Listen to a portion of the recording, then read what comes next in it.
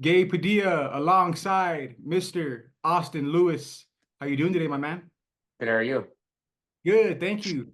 Looks like you're in the gym. I just saw the ring behind you. How has camp been? How is the training and what's it been like now that you're not preparing for a bare knuckle fight, not an MMA fight, but now you're looking to get that first victory into a boxing fight?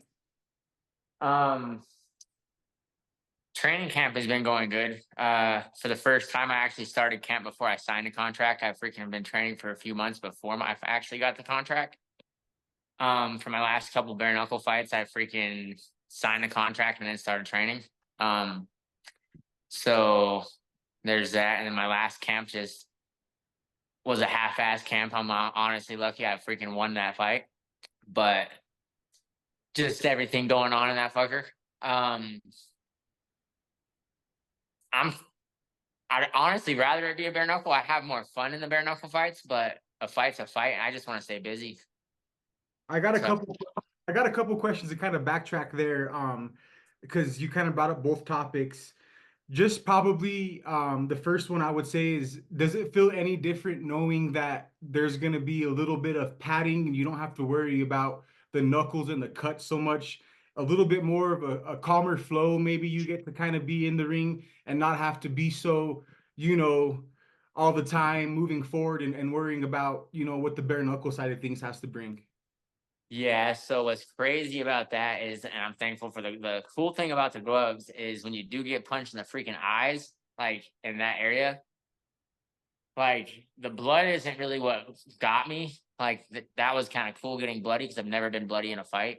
But when I got caught, I think in the first round, I got caught a couple times in my right eye in my last fight, and every single time it was like he poked me in the eye, but it was with his knuckle. And in the back, if you freaking tell them that you freaking can't see because there's blood there, they're gonna be like, "All right, well, they're gonna stop the fight." So I didn't want to be like, "He poked me in the eye," so I just fought through it. So that was kind of crazy fighting 5 rounds without being able to see. So that's gonna be cool going into a boxing match, not having to worry about that. Right, right.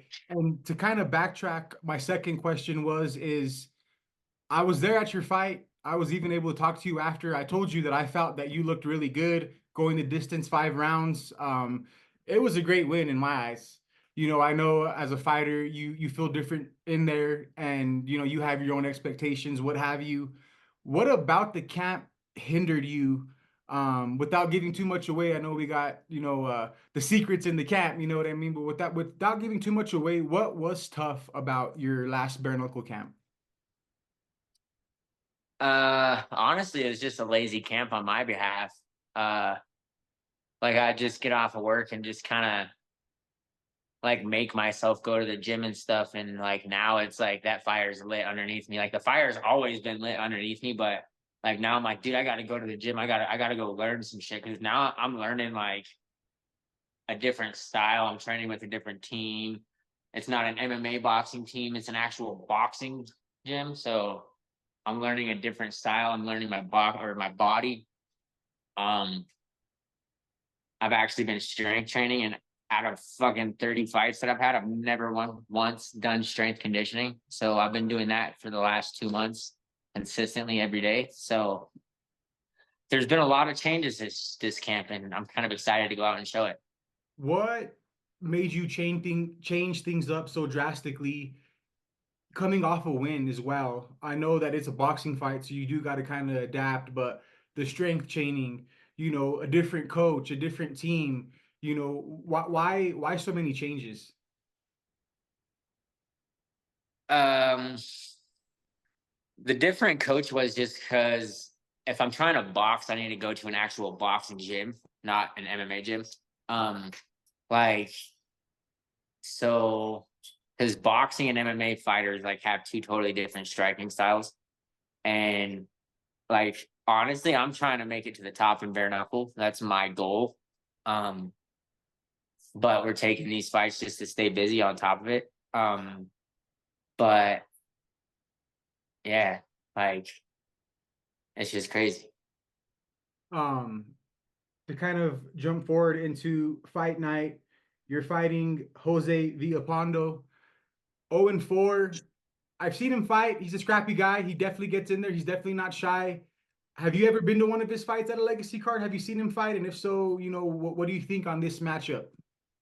So it's kind of crazy. So after I got knocked out in my first bare knuckle fight, after that freaking controversial shit, Which I was um, there for. That was very, very, in my book, the no contest is definitely what it should have been for sure.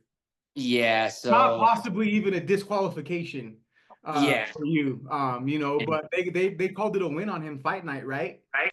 Yeah. No, they called it no contest. Was it okay, okay. Yeah, yeah, yeah. So as long as it wasn't a win, because I thought they had almost called it a win that night, but I got that wrong. But anyway, sorry to interrupt you. Jose Vialpando, what do you think of that matchup? So I watched his last fight with Quentin because honestly, I've gotten offered to fight Quentin a couple times, and that fight just keeps falling through. Um, s- and You're talking about Clinton Chavez. Quentin De Leon. Oh, Quentin Daly. Okay, Yeah, okay. so I watched that last fight, like when he just got knocked out by that uppercut. Um, Low key, not to sound cocky or anything, but I think this is a stupid fight for him. Um, Everybody underestimates me in this boxing game because I'm not a boxer. I'm an MMA fighter, technically, on paper. Um, but this camp has been.